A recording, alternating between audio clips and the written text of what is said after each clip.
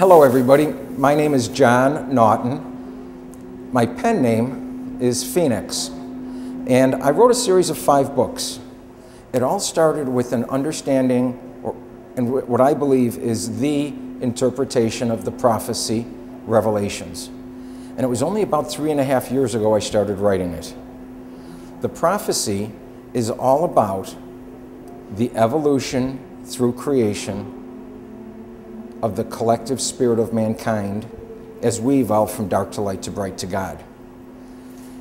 I became completely consumed. Once I started writing it, it was like being consumed by the spirit of the prophecy. And I just typed whatever I was told and whatever I was learning for 9 months nonstop, 24 hours a day, 7 days a week. When I was done, I read it and learned it and continued writing a series of 3 more books for the next 3 years.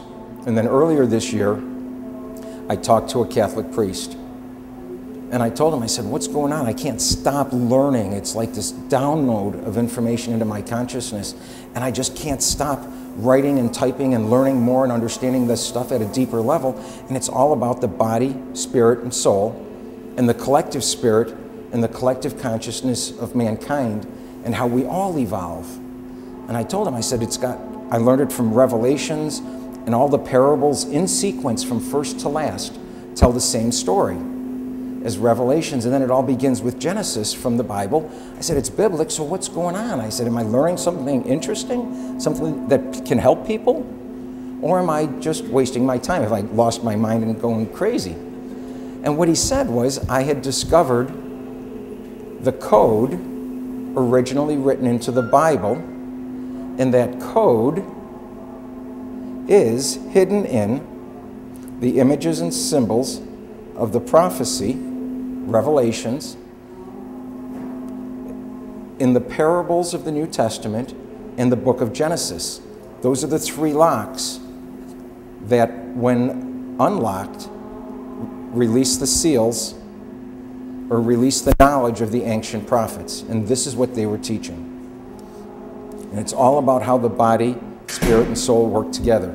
When we talk about having an intention, I'm going to go into this, and I'm going to probably go, most people say I go real deep, real fast, and then it kind of levels off a little bit, because it's very different from what people have been teaching for the last 20 or 30 years.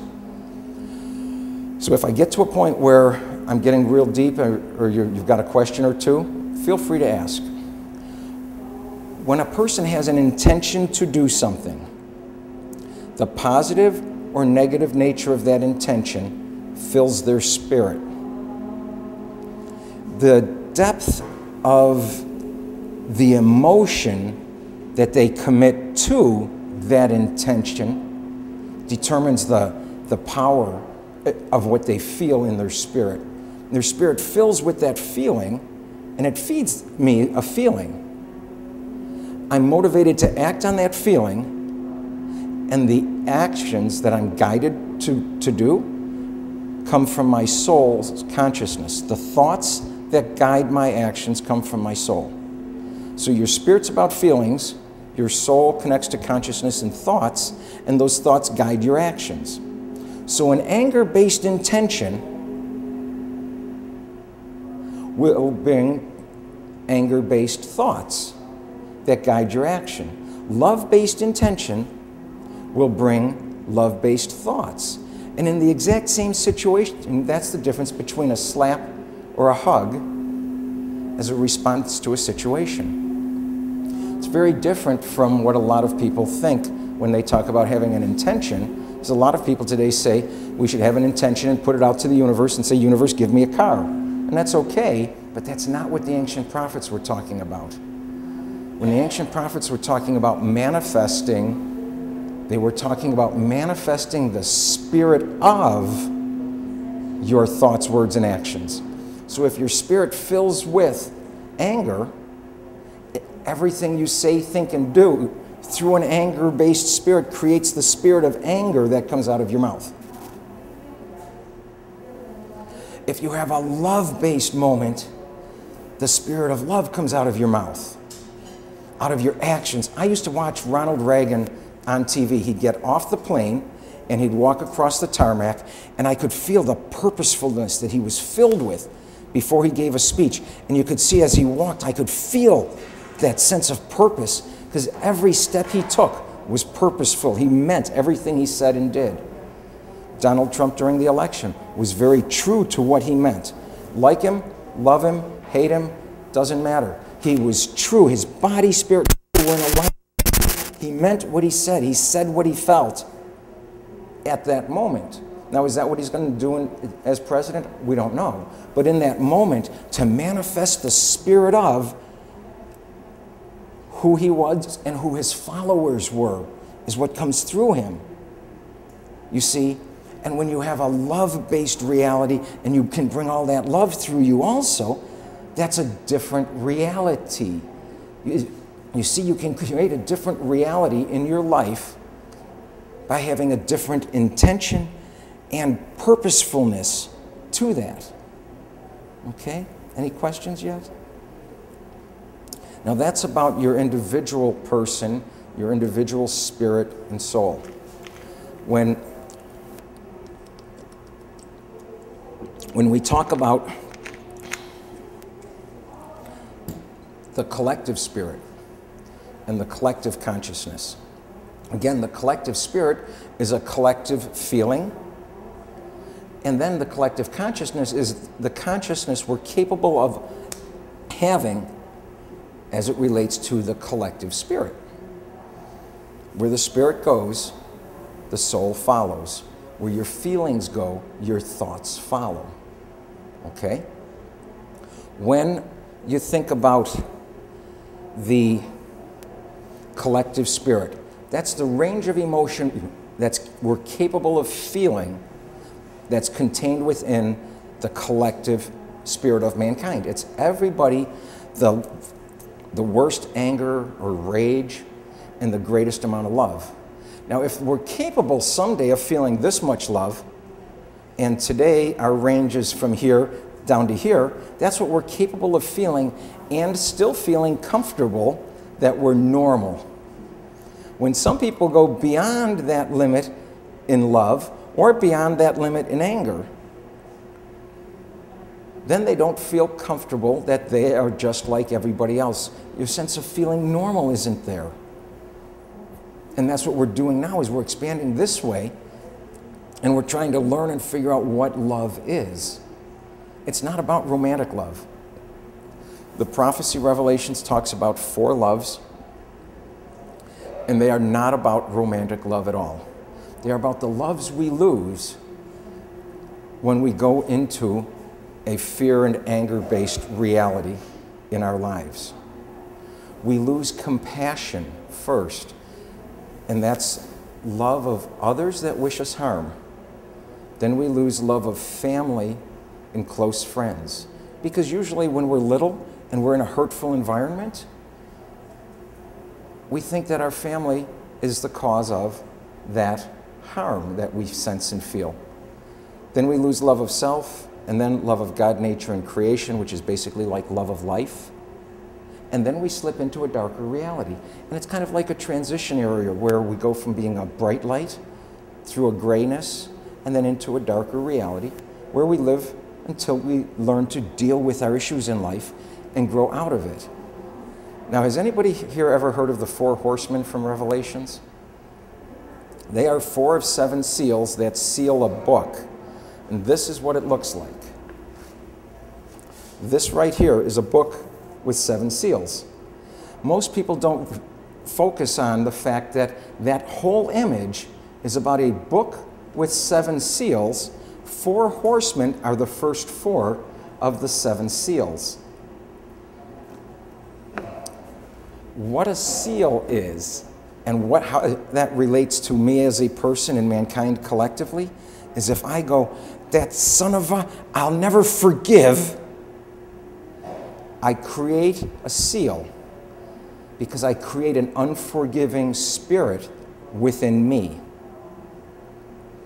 When I learn to say, I forgive with the same amount of love as I had anger when I created the seal, I then release the seal.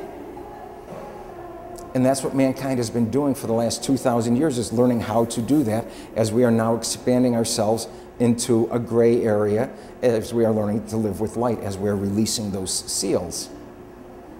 What happened in the prophecy, and how the prophecy talks about the book with 7 seals and 4 horsemen that are released, when Moses demonstrated unconditional love, he began the second time in the evolution through creation of the collective spirit of mankind. By demonstrating unconditional love at a time when it did not exist in the spirit of mankind, he released the opportunity for mankind to create through the spirit of our thoughts, words, and actions that I was talking about before. Before then, the opportunity to create the spirit of our thoughts, words, and actions did not exist. So as soon as he did that, the first thing that mankind created were seals that sealed us into a darker reality, because mankind was living in a darker reality at that point in time.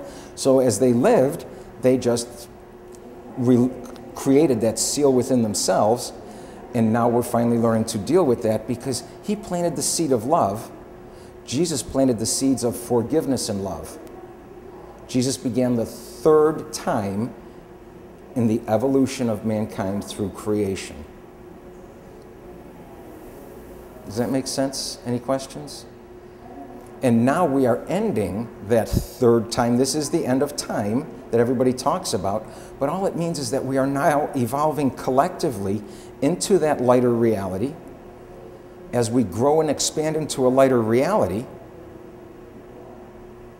we begin the next time period. So in the Bible, for those that have a biblical background, we had the book of Genesis with its first 3 chapters that talk about creation.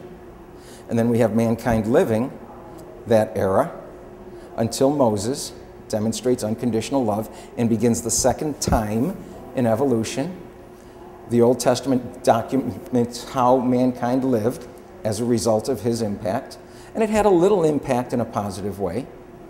And then Jesus came, planted the seeds of love and forgiveness, and now we are ending the third and beginning the fourth period, or time, in creation and evolution. What that means is the New Testament still has to be written, because that history hasn't been documented in the Bible. A lot of people talk today about the need to write the Third Testament. And they say that the Third Testament is the Book of Mormon or the Book of Quran. Those 2 books would be a part of the completion of the New Testament that picks up where, right now, the New Testament ends with St. Paul and what he was teaching, but it should actually carry on from his teachings until today, where today we're actually learning to understand the spiritual meaning of parables and Genesis and Revelations. And that spiritual understanding was never explained before. Even St. Paul in the Bible never answered or explained one parable from Jesus' teachings. Although he said God spoke to him and told him he is supposed to carry on where Jesus left off, but he never explained anything that Jesus taught, which is kind of an interesting reality. So now I want to share some of how I got to where I am to gain this understanding of the prophecy and to be able to interpret the prophecy. I did not research the prophecy, I interpreted it.